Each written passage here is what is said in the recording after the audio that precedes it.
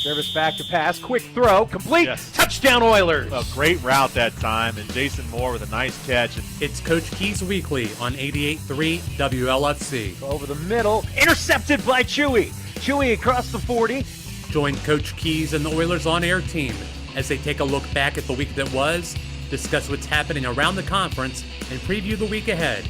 Service throws, and caught late. Jason Moore went off of the front receiver's hands and right into Jason Moore's hands for the touchdown. Now, let's join football head coach Rob Keys and the voice of Oiler football, Tim Montgomery.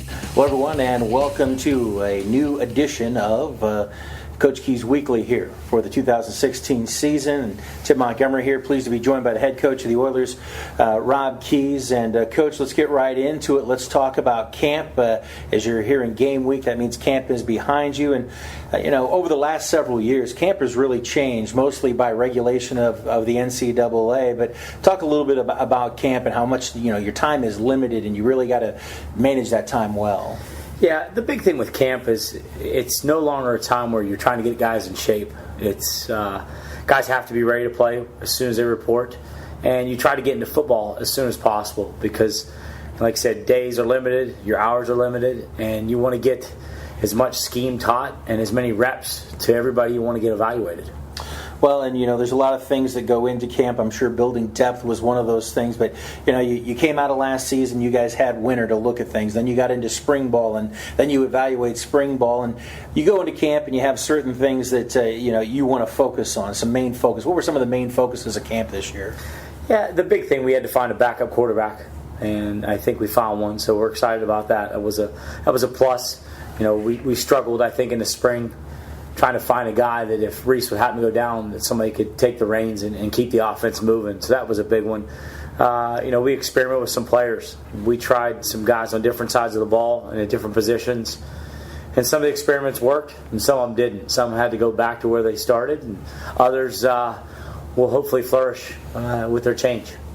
Well, let's talk about the different parts of your team here. Let's start off, since you mentioned the quarterback, Reese Jervis. Let's talk about your offense. There are a couple pieces. You have to replace a couple of tackles. You got to replace a couple of really clutch receivers, I guess is probably the term I would use for it. But other than that, the bulk of this offense is really coming back. And, of course, I should mention losing Daquan Ford as well. Yeah, it's great to have a quarterback that started 11 games and did pretty well last year. So we have him. The tailback spot, Chauncey Bridges, we've kind of been waiting in the wings. We recruited him very heavily out of Farmington Hills, Michigan, and he waited his time and played a little as a freshman. Shared some time with Daquan, but now the ball is his, and hopefully he'll be consistent like we know he can be. I think at times he was more of a home run guy and not that consistent every down back. And I think he added some weight. He got a little stronger in the off season, so hopefully that'll allow him to be that complete back. And then you throw in Michael Campbell, who, like I said, we had a chance to play a little bit last year, but really, really has come on in the spring. And so I think the running back spot, I think we're going to be okay. And there's a couple other guys that hopefully we'll be able to give the ball to and get some yards. Mentioned some receivers leaving the program. They're certainly going to be missed in that process. You can talk about both those guys that had some key catches the last couple of years, but you return a really good core of receivers, and you got guys who can do different things. I mean, for me, it starts with Dylan Blunk because he was just your most consistent receiver last year. He's coming back for his senior year, but then you have a home run hitter, and then you've got a guy who just is what I would consider to be the prototypical NFL receiver these days with Jason Moore. You really have all the different kinds of receivers you want in this offense, plus your tight end. Yeah, Tim Szabo will be missed. He made so many big-time catches, whether it was for a first down or a touchdown, but had phenomenal hands. You rarely saw Tim drop a ball, but you return Dylan and Jason and Arion, and all three of those guys give you a lot of big play capability. Even though Dylan was the leading receiver, everybody thinks he's kind of a possession guy. He made a ton of big plays. Jason with his size and strength and his length. And then Arion is just a complete athlete. He can really run, does a good job after the catch. And we're just trying to find the next group to kind of fill in behind them. We've experimented with some guys. Darnell Fields has just bounced back and forth from quarterback to wide receiver. Jake Alton and Jake Boucher are very similar to Dylan Blunk. Hopefully they'll continue on those footsteps on that path. and become a Blunk type player. And I think we got a couple true freshmen that I really like their size, and we haven't decided yet whether they're going to play week one. Who knows? But they definitely are some matchup issues. Well, you've said it for years since you got here. One of the mantras you've preached on is it starts up front with the line. And we talked about you lose a couple of tackles and outstanding. Of course, one probably an all-time Oiler. There's probably very little doubt of that. And the other one, if you're going to be in a brawl, I'd want him on my side of things. But you also have been building this offensive line, like you talked about. You've been redshirting some guys. You've been recruiting these guys. And I got to think you feel pretty good about the group that you're going to be rolling out there this week. Yeah, It's the lack of experience that kind of scares me a little bit when you take away Chris Reaper, who was a 43-game starter, Bob Brown in the high 30s. So you got two guys that played a ton of football for us. And to be able to replicate or duplicate the experience those two had is impossible. And, I think the talent level from where Chris and Bob were at their career, I think Andrew Dickinson at the left side and Christian Olmstead at the right side have more talent at their freshman season. I think they're bigger, they're more athletic, but these guys haven't lined up and started and played against GLIAC competition. So I worry about those guys just from an experience standpoint. But the guys that make it go are inside, and that's Andrew Alton, Steve Matthey, and Jason Mulligan. Those are our veterans. All those guys have played a lot of football for us. Steve and Jason are both seniors, and then you look at Andrew Alton is going to be a junior, played as a freshman, and there's no doubt that he is the really the glue of that offensive line. He's very physical. He shows up to work every single day. He can play center. He can play guard, and he brings the physicality.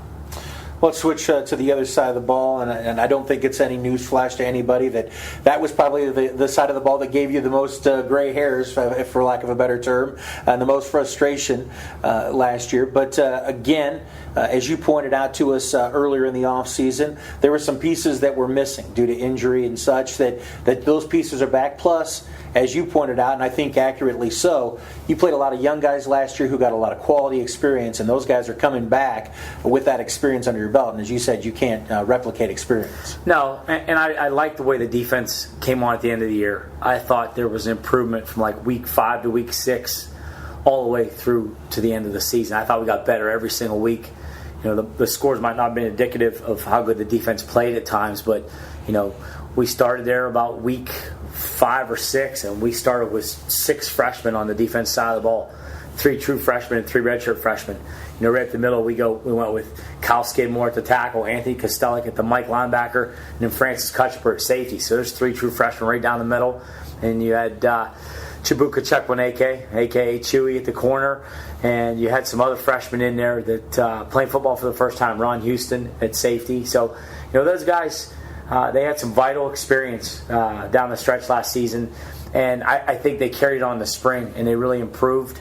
And I'm not going to get the cart ahead of the horse. We're going to see how the defense progresses each single week, but I'm excited to watch them play for the first time because they have some confidence going into the season. Well, certainly we talked about a lot of those guys. Skidmore, of course. I think the guy who, when you talk about being a freshman and coming in and playing, who probably grew the most, the fastest, was probably Anthony Kostelik, and really brings a presence to the middle of that defense.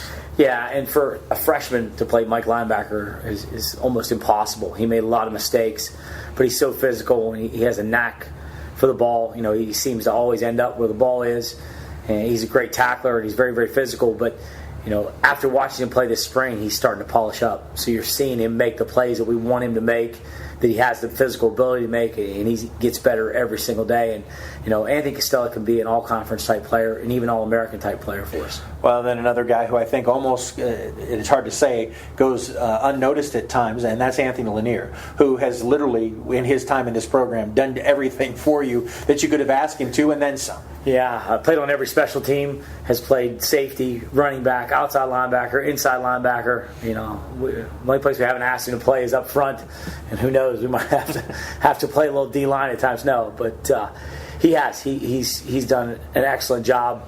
He's such a team-like guy. And then, on the same token is Miles Alexander. Miles has slowly become almost a 4-year starter here, and has played a lot of football. He's the guy that brings the experience to that linebacking core and has seen pretty much everything. So I look for big things out of Miles this year too. One last thing in this segment, Coach, before we take a break here, and let's talk about the special teams. And you want to talk about returning experience. You got Tyler Bujaya, who I think maybe by his standard, maybe not quite the season last year as far as a consistency, at least in the field goal range, but he was perfect on his extra points. You can't ask for much more than that. But he certainly gave you some confidence, especially in as many close games as you guys played in. Yeah, he scored some big points for us. The biggest one was probably the last kick of the season where he knocked a game winner through with time expiring against Northern Michigan to give us the 6th win. He was perfect in PATs. I know a year ago, in 2014, he was 14 of 15 in field goals, led the country in field goal percentage.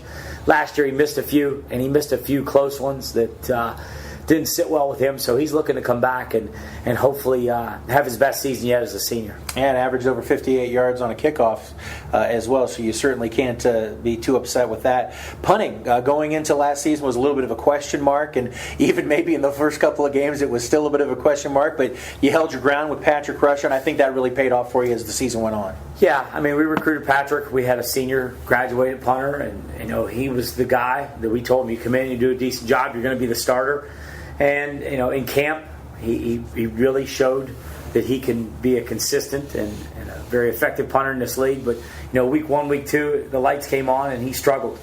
But we stuck through it, and he improved as the season went on. His consistency was definitely there, late in the season. And then, of course, the other side of those things is returning the ball. And you're going to have the luxury of everybody who returned. I think everybody who returned a kick last year, you have back with you this year. Yeah, and I think we have a couple other guys that might fall into that mix, because there's a few guys that we redshirted and a few guys that came in as freshmen that have some serious speed and some big play capability. So we have quite a group of guys that we can use at punt return and kickoff return. So it's good to spread the wealth, and it's good to maybe take some of those plays away from some of the guys that are playing a ton of plays. All right, we're going to take a little break here on Coach Keys Weekly. When we come back, going to talk about the Week 1 opponent. We're also going to talk about the GLIAC in general as well. And schedule makers didn't do Coach Keys any favors the last year in the GLIAC. We'll talk about that when we return to Coach Keys Weekly right here on 88.3 WLFC. Jervis back to pass, quick throw, touchdown Oilers! Join us Saturday night when Findlay opens the 2016 football season, hosting the Saginaw Valley State Cardinals. Over the middle, intercepted by Chewy. Tim Montgomery will have all the action from Donnell Stadium, beginning with pregame at 6:45, kickoff at 7 o'clock. Jervis throws, caught late, and right into Jason Moore's hands for the touchdown. This is your home for Oiler football, 88.3 WLFC. Welcome back to Coach Keys Weekly here. Tim Montgomery and the head coach of the Oilers, Rob Keys. And, Coach, let's talk about this week's opponent, Saginaw Valley State University, coming into the friendly confines of Donnell Stadium. And as you know from your previous time as an assistant here at Findlay, Saginaw Valley, one of those programs that the Oilers have traditionally struggled against. Yeah, I know as an assistant, the vivid memories of one night where we were, I think, 5-1 or 6-1, and they came in about the same record, and it got really ugly really fast. It's one of those scars that will never go away, but it's one of the teams that the University of Findlay had never beaten until we went up and knocked them off in 2012. It was one of the better wins here as a head coach, and it was really fun. And then you turn around in 13 and battle, again, almost a mirror image of the previous game, and just don't get a chance to kick the field goal at the end. So the last 2 times we played Saginaw, it's come down to the last play of the game. Yeah, I have a vivid memory of my very first year doing the Oiler games and going up there to Saginaw and watching us turn the ball over 6 times in an ugly affair as well. Let's talk about those 2 games. You mentioned them. Go back to 2013. You said a historic win. I believe they were ranked like number 4 at the time in the nation at that time. Really a back-and-forth affair. Jeff Janis, of course, who's in the NFL right now with the Green Bay Packers, was part of that team. They had a really good quarterback as well, and you guys really battled, and that was one of those games in the early part of your head coaching career that kind of set the tone for what you wanted to be. Yeah, it was probably the most quality win we had, because they knew we were a pretty good football team. They came off a win against Valdosta State the week before, who eventually went on to win the national championship. So we thought if we can compete with Saginaw, at home at their place and play with them, then we would gain some national attention, and we get the ability. And I think our players finally realized, hey, we could beat anybody and compete with anybody. And that was a really good game. I mean, Clay Belton, you look at the guys that played in that game. I mean, Clay Belton signed with the Miami Dolphins. Jeff Heath was on that field. He's playing for the Dallas Cowboys. Jeff Janis is now with the Green Bay Packers. Harold Jones-Corte playing for the Chicago Bears. And their quarterback, John Jennings, is playing for the BC Lions. So you talk about talent on that field. There was some talent that night. And it was a heck of a win. And it came down to a last-second field goal by Seth White, and then they had a chance to kick a long one. It just went wide left, and it did. It moved our program forward because it was a quality win against an opponent on the road. And then you talk about the game the next year back in Donnell, and one of those frustrating games, kind of back and forth, like you said. You guys were driving late in that game with a chance to perhaps kick a field goal, and then the unfortunate interception. But both those games, both the win and the loss, though, I think, as you kind of point out there, really made a statement about the Oilers changing where they are as part of the GLIAC. Yeah, I try not to remember. I try not to mention the score back in 2002 or 2003. It was 69-7 is what the final was. Yeah. And I walked off that field as an assistant coach, and I said, man, we're so far away from Saginaw Valley. I don't know if we can close that gap. And it was very humbling. And to be able to beat them up at their place and then turn around and play them the following year and go toe-to-toe with them again, it means a lot to the program because, that was a program that we were trying to aspire to be. So, it's become a pretty good rival. We haven't played them in the last couple of years, which is unfortunate, but, we have some familiarity with the players. Coach Collins is an Ohio guy. He recruits in Ohio, so there's some guys that we've recruited both in Ohio and Michigan that have chose Saginaw over us, and there's some guys we recruited that chose Findlay over Saginaw. So there's some familiarity between the staff as well as the players. So, and again, it's the first game. I mean, everybody's excited, and the team that's going to make the fewest mistakes and goes out and play the cleanest is probably going to get the win. So, everybody's anticipating this first one, and sometimes too, you never know what you're going to get. We have some things that we've worked on in the spring that they haven't seen, and they've done probably the same. So, it basically is a team that kind of settles in and gets to playing fundamental football and does a good job protecting the ball. They kind of remind me a little bit, at least on the offensive side, of you guys a year ago, and that there was a lot of question marks in the process. They struggled the last couple of years since those two games you talked about. Just one win a year ago, and picked in the preseason to finish 6th, I think, in the North. I think that's maybe a little bit punitive from the other coaches in the area. But I guess the big thing is the question mark at quarterback. One quarterback transfer, the other they moved to wide receiver. So there's going to be a new quarterback, and understandably, people are looking at that as a question mark on that offense. Yeah, but they got two kids that can play football, and I know Coach Collins mentioned some very high praise on the quarterbacks. And the Conklin kid and the LeClaire kid are battling for the spot. Plus the Odeman kid is still on the roster, who is going to play wide receiver, a big tall kid. So they're going to put somebody out there that they feel can move the ball and help them win football games. And the big thing with us, like I said, whoever plays at quarterback, we have to do a good job of eliminating the big plays and really forcing them to hopefully have to earn first downs through the air as opposed to on the ground. Unlike a lot of GLIAC teams these days, they have that two-headed running back that got some pretty good experience last year. Yeah, David Ney is a guy, Ohio kid, so he's a Ohio kid. We kind of went through the recruit process with him, so he's a tough, hard-nosed back, 5'10", 200 pounds. He brings a physicality to the offense. But where I'm impressed watching the film, all their offensive linemen return, and they're excellent. They are. They're very big and very athletic. I think they do an excellent job protecting the passer. And it's definitely going to be a challenge for us on the defense side of the ball to slow them down. Talk about the defensive side of the ball for them, and they're kind of like you, where they pretty much return that entire defensive structure back from a year ago. But there was a team that kind of like you, it struggled, gave up some key plays here and there, points, especially late in the game, that caused them to lose a couple of close games. But they are returning the bulk of that defense. Yeah, they got some really, really good players. I like their secondary. The McCoy kid is probably one of the better safeties in this league, as well as the Dixon kid. We recruited the Dixon kid out of the Detroit area, so I know both those kids very well. They're very, very physical. They're great against the run, but they're excellent pass coverage too.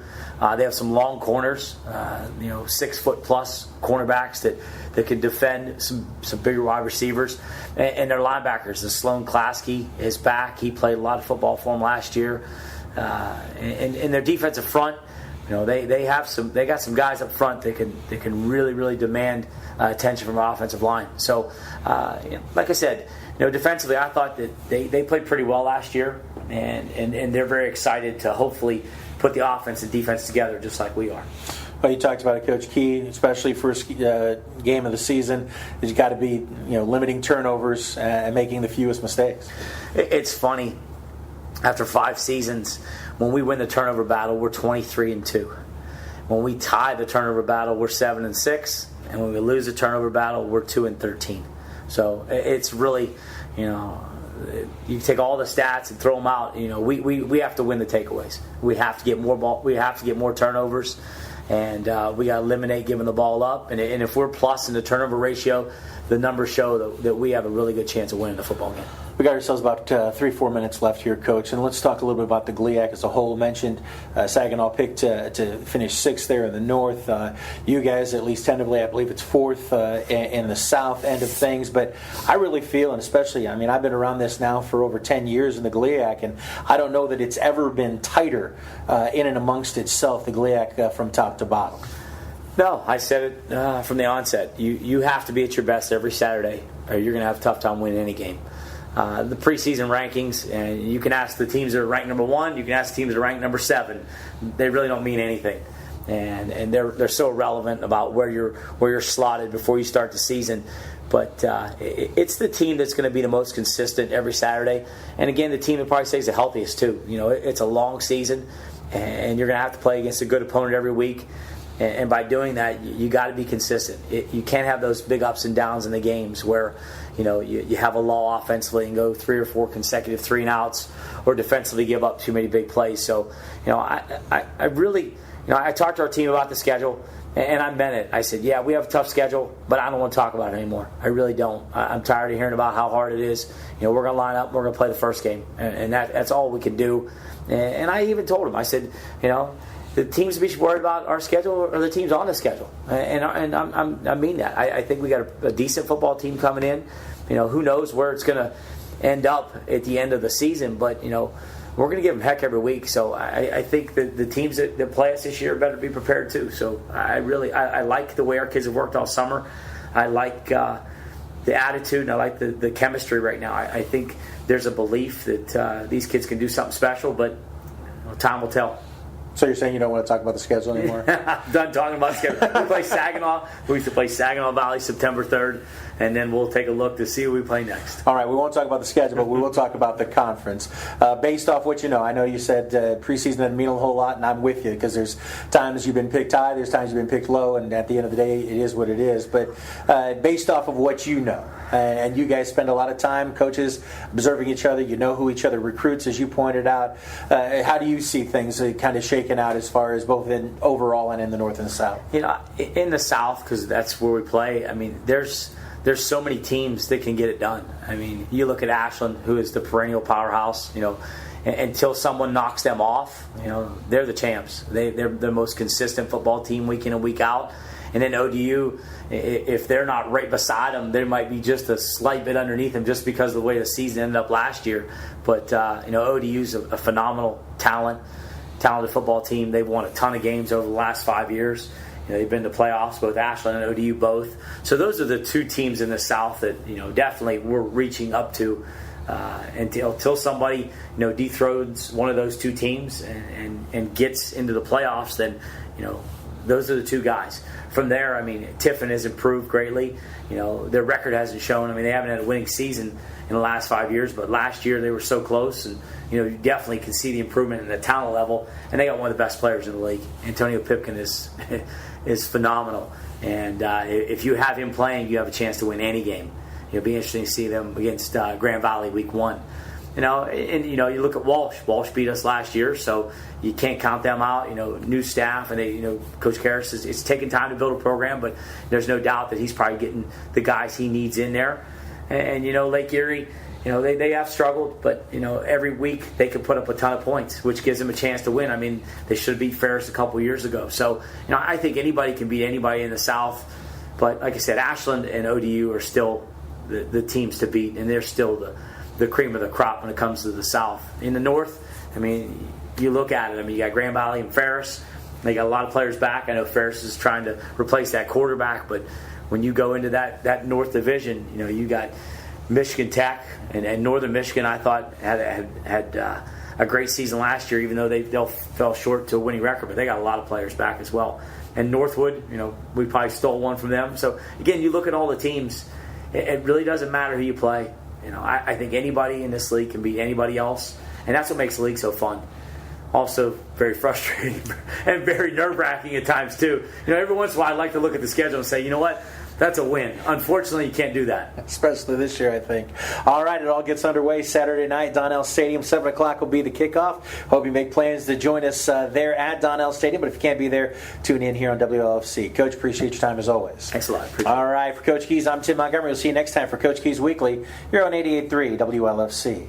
Service back to pass. Quick throw. Complete. Yes. Touchdown Oilers. A great route that time, and Jason Moore with a nice catch. And Thank you for listening to Coach Keys Weekly. Over the middle. Intercepted by Chewy.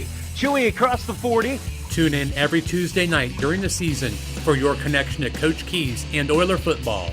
Service throws. And caught late. Went off of the front receiver's hands and right into Jason Moore's hands for the touchdown. This is your home for Oiler football. 88.3 WLFC.